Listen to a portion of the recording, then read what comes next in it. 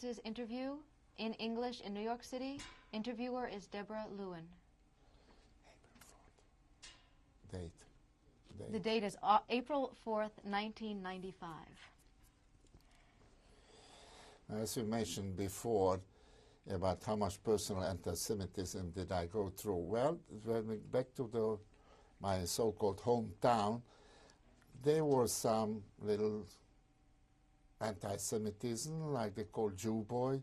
Or once or twice I heard, how dare you come back? You should be dead over there in one of the camps. And if this happens next time, we're not going to take you till Auschwitz either. We're going to take care of you right here. And this was mostly the Hungarian-speaking people living in Romania. Romanian people are slightly different. They weren't so outwardly anti-Semitic like the Hungarian.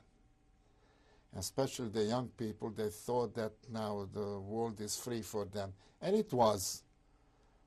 While they were still before deportation to go in a Jewish house and rob it or steal it, there was no anybody to answer to. By overall, I did experience some anti-Semitism, but not to great detail. Occasionally and isolated cases, yes. When I was in a DP camp over there, we lived among ourselves. Which camp are you speaking of? I'm speaking, well, Wakeside was really, it's a transaction point. It was very, very little, but even in Abelsberg.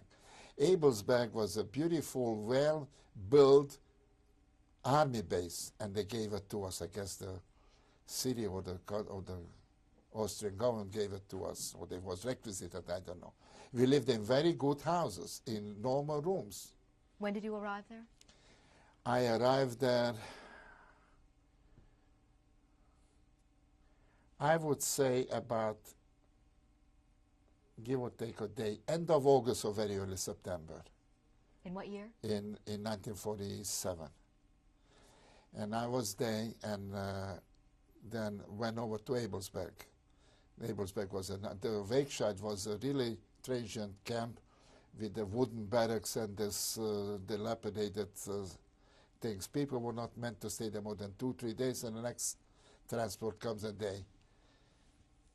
They were shipped in. Now, as I mentioned, I kind of maybe just talked into myself, expecting some people to come from my family, so stay close to it.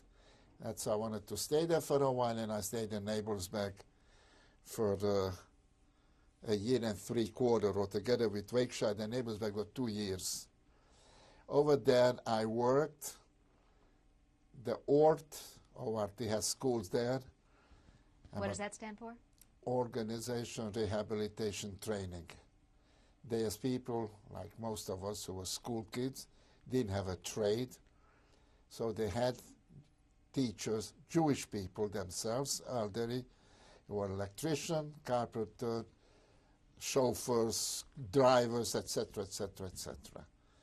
I wanted to go into the auto repairing school, but that was taken, so I had to be satisfied to be a carpenter.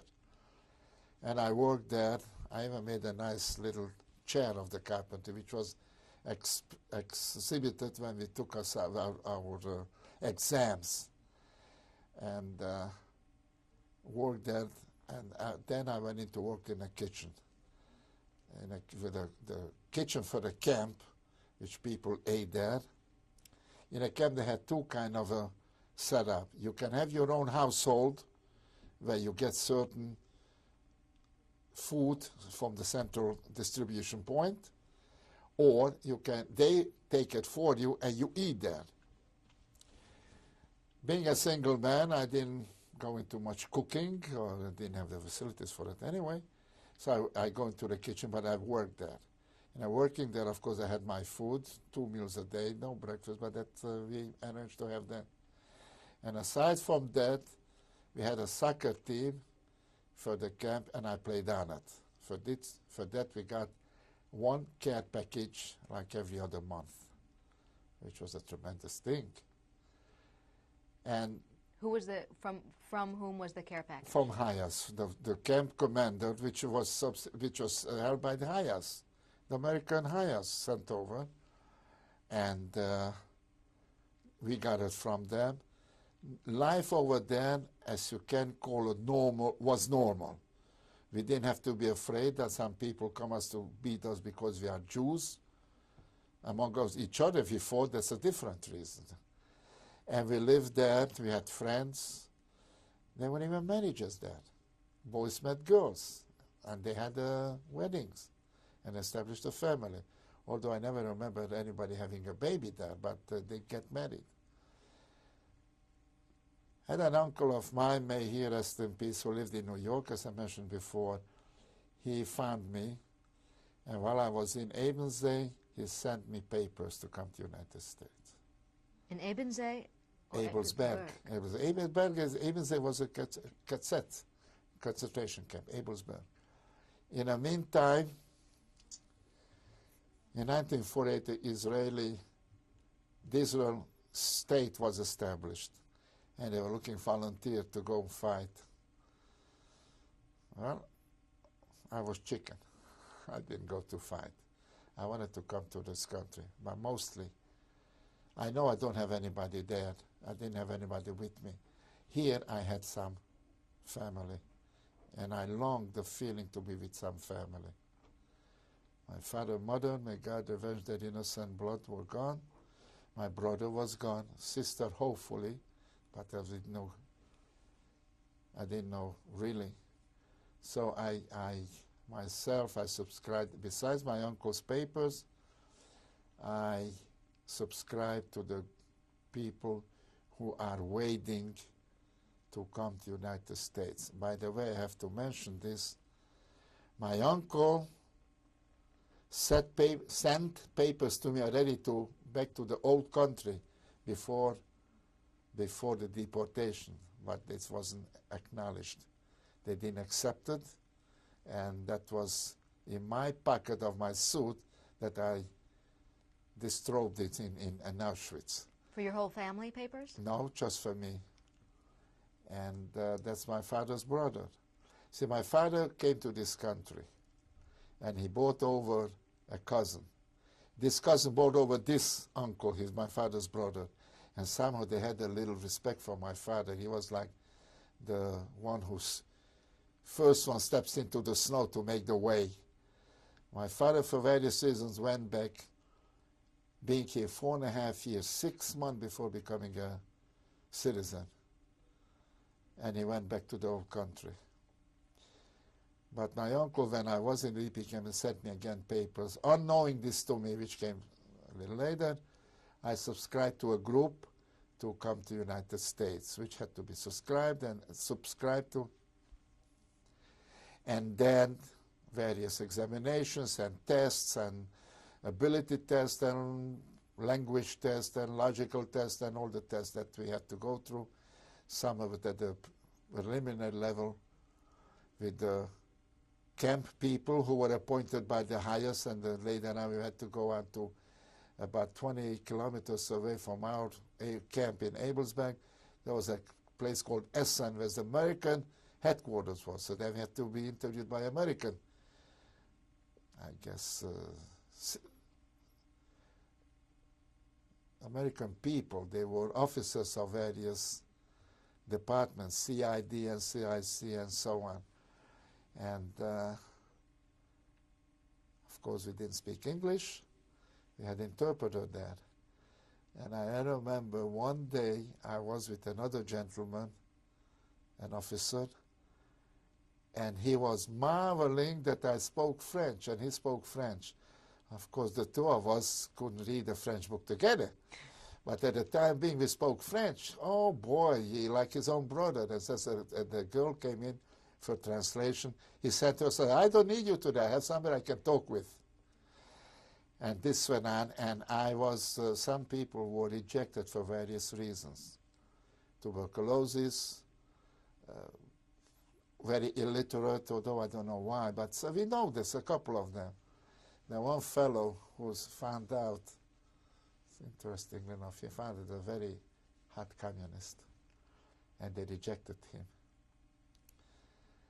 Years later, as most communists, you know, say that the world is a small thing.